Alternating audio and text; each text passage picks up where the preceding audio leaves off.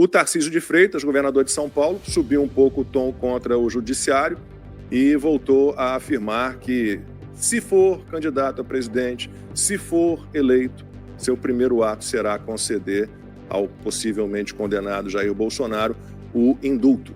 E aí já vê a Mônica Bergamo, a gente tem o vídeo, Mônica Bergamo dizer que não, mas eu já conversei com ministros do STF. E, apesar de não haver nada na Constituição, eles acham que esse tipo de crime contra a democracia restringe o indulto, não pode dar indulto, mesmo que não haja nada na Constituição.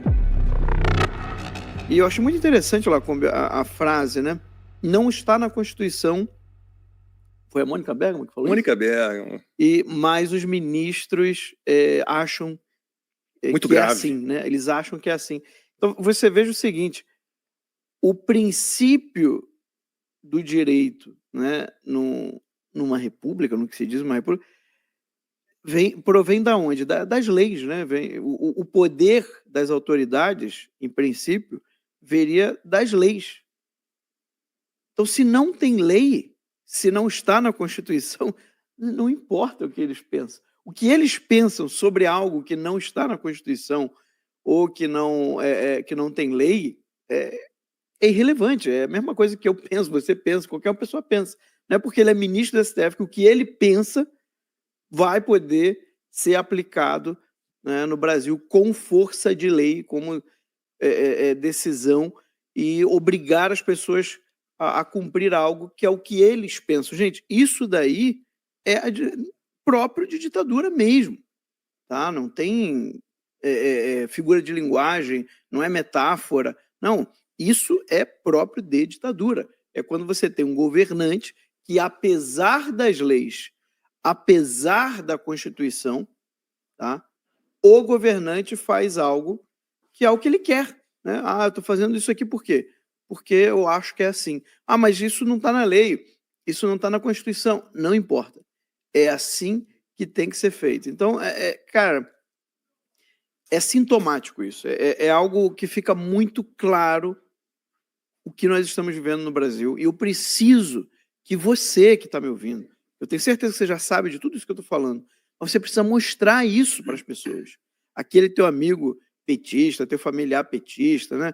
Ou aquele que não é petista, mas que acha que não é bem assim. O Brasil não é meio isentão, né? O Brasil não está nesse problema todo. Vocês que são bolsonaristas, vocês que estão malucos, vocês que estão exagerando, não há problema nenhum no Brasil. Pergunta para ele, o que você acha disso? É assim agora? A autoridade ela pode decidir algo que não esteja na lei, que não esteja na Constituição? Então, é um ponto de atenção forte que pode ajudar a despertar pessoas, tá? Então, é importante a gente entender esse processo, Lacombe.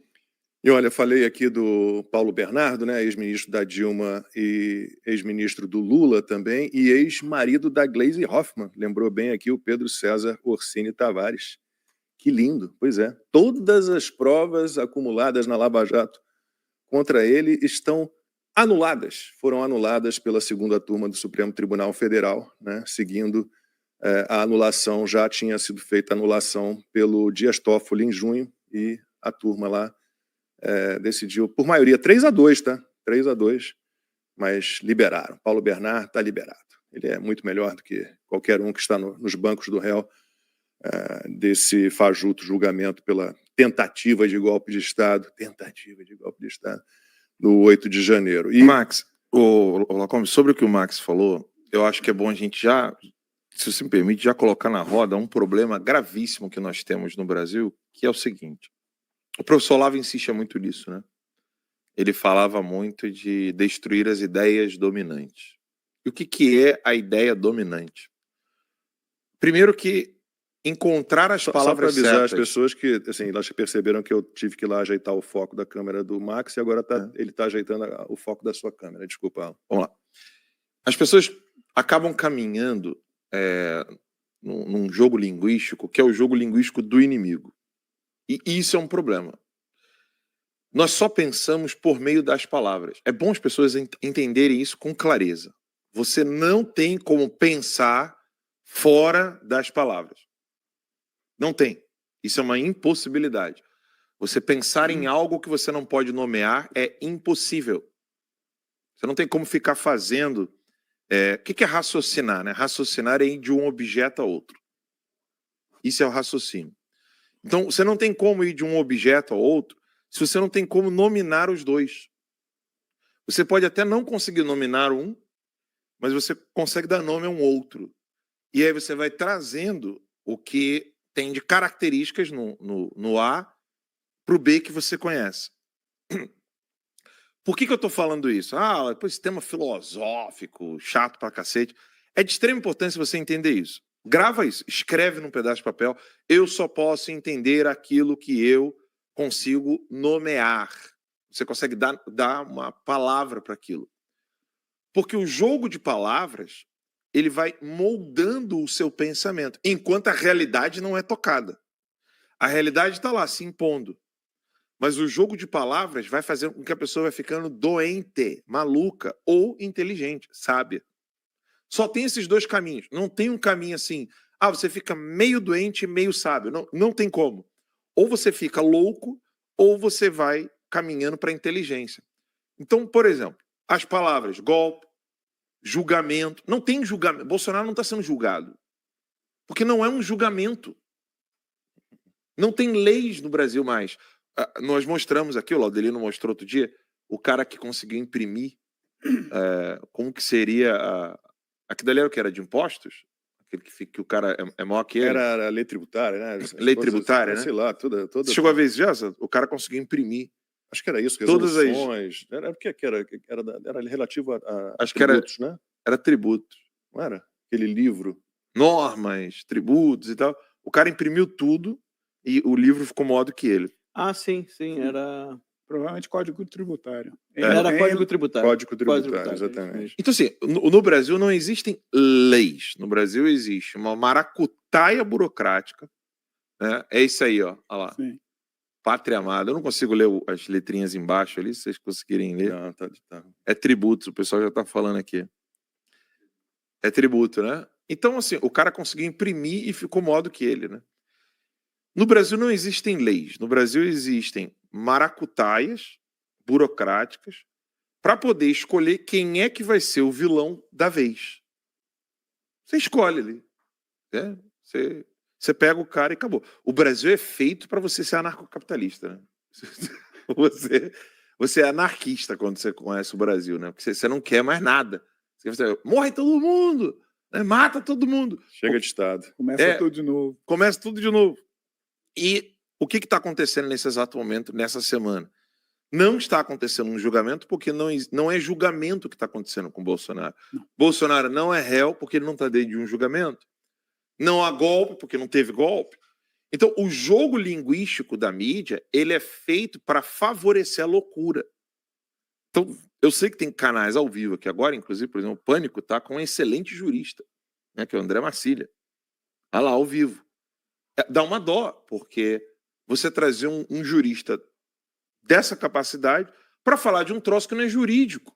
Mas eu estava vendo a CNN, tomando café e vendo a CNN. Estavam ouvindo um outro advogado constitucionalista. E aí perguntaram para ele, a menina perguntou para ele, menina porque era uma mocinha, mas e sobre a delação do Mauro Cid? Ele foi e voltou, ele deu várias versões, isso não pode dificultar esse julgamento, não pode beneficiar os réus? Aí o cara fez um malabarismo para dizer que, olha, a delação premiada, ela é um acordo. A partir dali, se ela serviu para a produção de provas, para que se chegasse às provas, não há problema nenhum que ele tenha sido contraditório, que ele tenha dado várias versões. Eu falei, cara, beleza, tudo bem. Vamos considerar que ele estivesse certo. Cadê as provas conseguidas a partir da delação do Mauro Cid? O debate no Brasil hoje, ele é um debate de loucos. Sim. Porque você vai ficar louco debatendo essas coisas. Então, o que você, em casa, precisa entender é como desmascarar essa insanidade, essa loucura que está no Brasil. Porque a resposta também não é clichê. Como, por exemplo, você vai na internet, se você perguntar para qualquer pessoa, eles só vão falar de interesse político e dinheiro. Só que eles esquecem, né, o povão, quando debate esse assunto, ele esquece que existe um jogo linguístico que a pessoa iniciou e não tem mais como sair dele. Ou seja, uma vez que ela começa a a fazer o jogo linguístico dos revolucionários, ela cai numa insanidade sem freios e ela acaba não percebendo que ela está ficando louca. Eu sei que tem muita gente que é motivada por grana. Guga Chakra, aquele outro, Guga Noblar, o próprio pai do Guga Noblar, que também é menininho de recados do Fidel Castro, né? Agora o Fidel morreu, mas ele continua sendo menininho de recado de Cuba. Esse pessoal, eles vão inserindo palavras, vocábulos, né? Como eu já falei aqui, julgamento, réu, justiça, e as pessoas vão respondendo no mesmo tom, usando os mesmos termos. Então, por exemplo, como é que é? O pessoal fala, mas você acha que... Qual foi a pergunta aí que foi feita?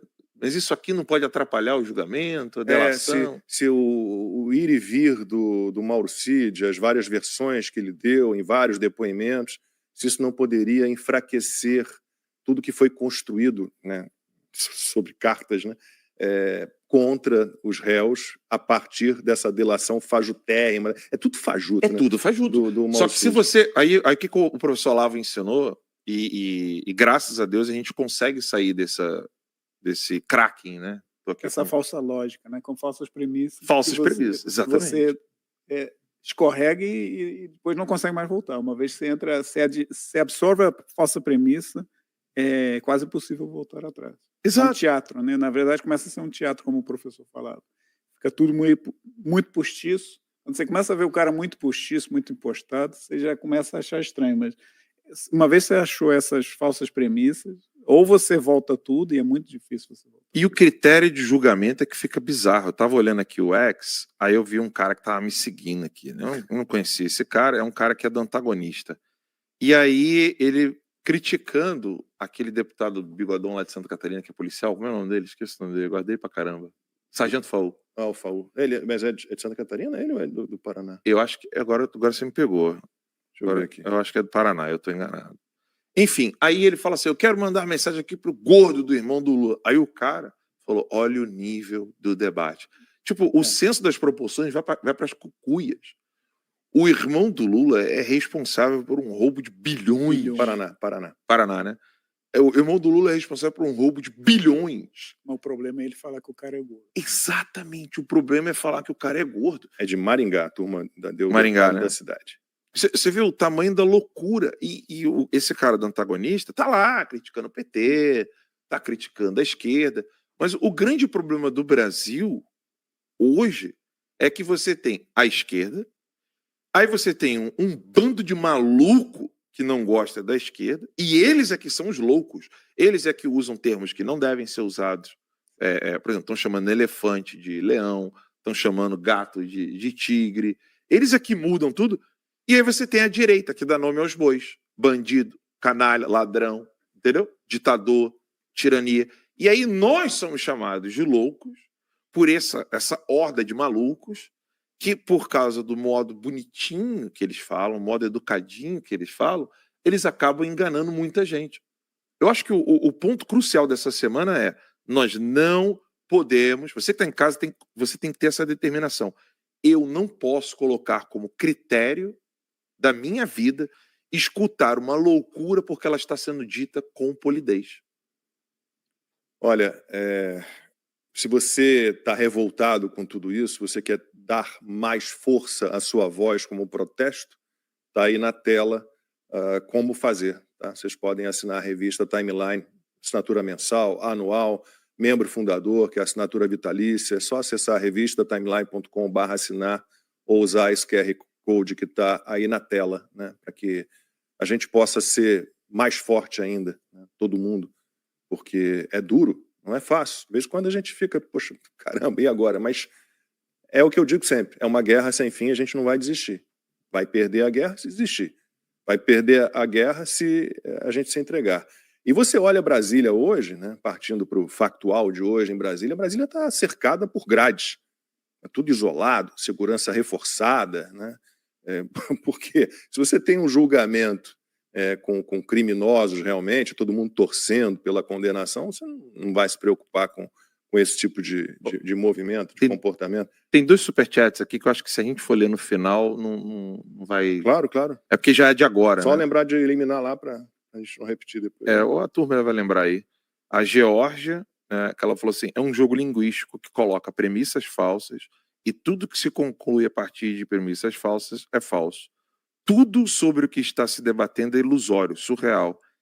E essa tática é usada em toda a narrativa da esquerda. A Geórgia acertou bem aí, o Sandro até comentou. E a Bárbara, que disse, o problema é o Malafaia xingar. Como se o Lula fosse uma pessoa, nossa, de uma polidez.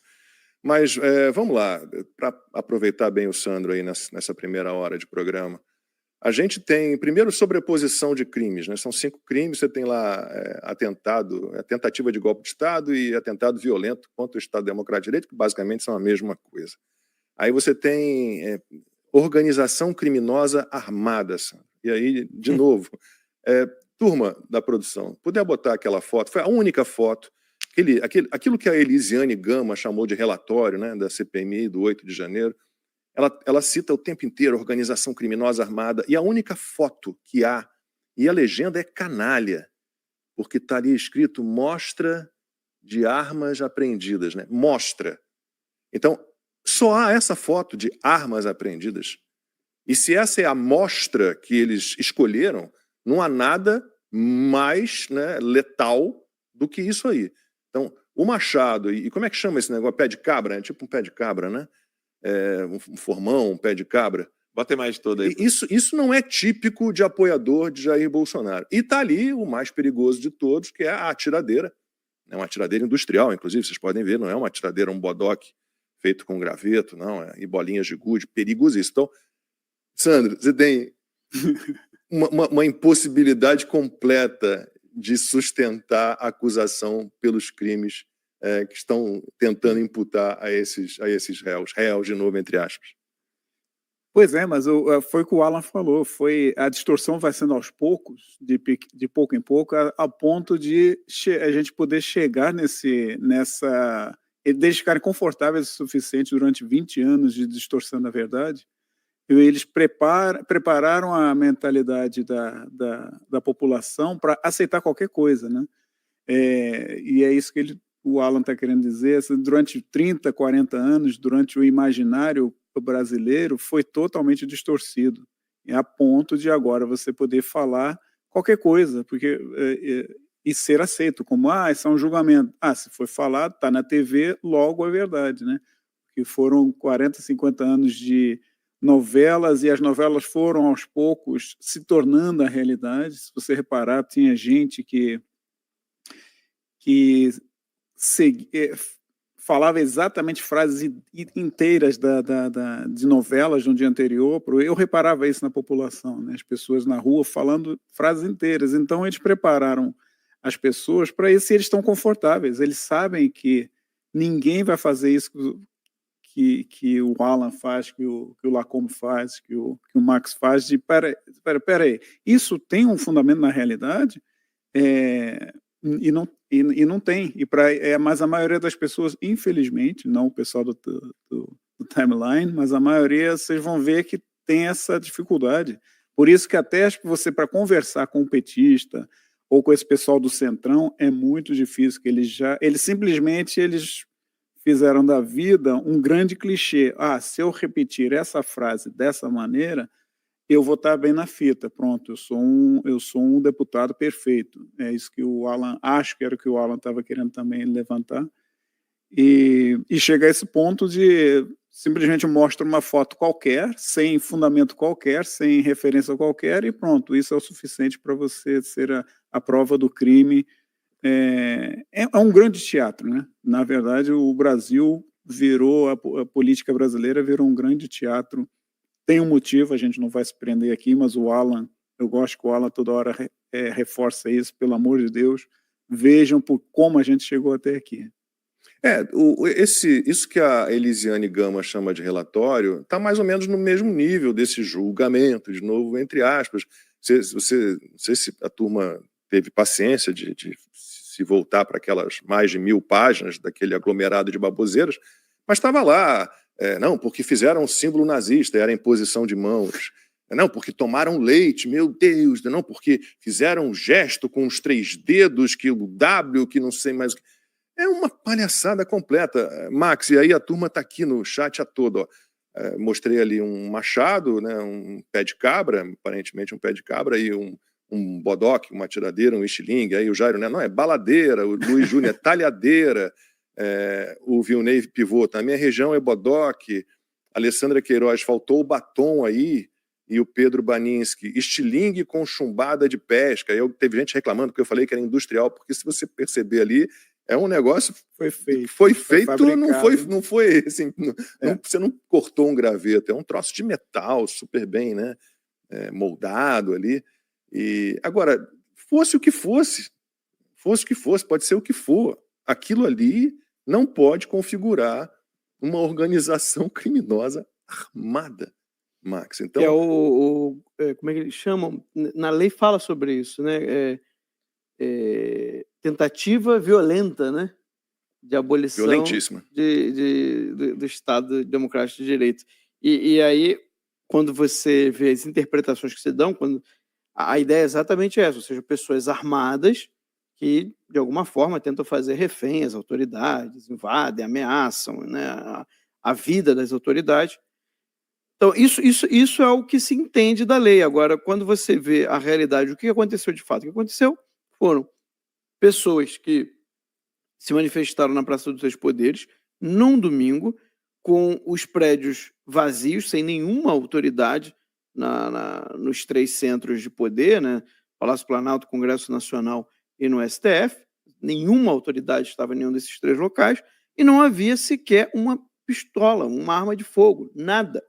Então, nesse sentido, se o que eles fizeram foi tentativa violenta, né, contra o Estado Democrático de Direito, então quando o Janot entrou lá no STF armado com a intenção de matar o Gilmar Mendes, também foi. Né? Porque uma coisa, outra coisa. Ali você tinha muito mais possibilidade de ameaçar e de realmente tirar a vida de uma autoridade. Então, a coisa toda ela não se sustenta, e o Lacombe já mostrou isso aqui várias vezes, quando você olha simplesmente manifestações que já aconteceram ali no Congresso. Né, 2006, 2013, 2014 e 2017, a turma do Lula.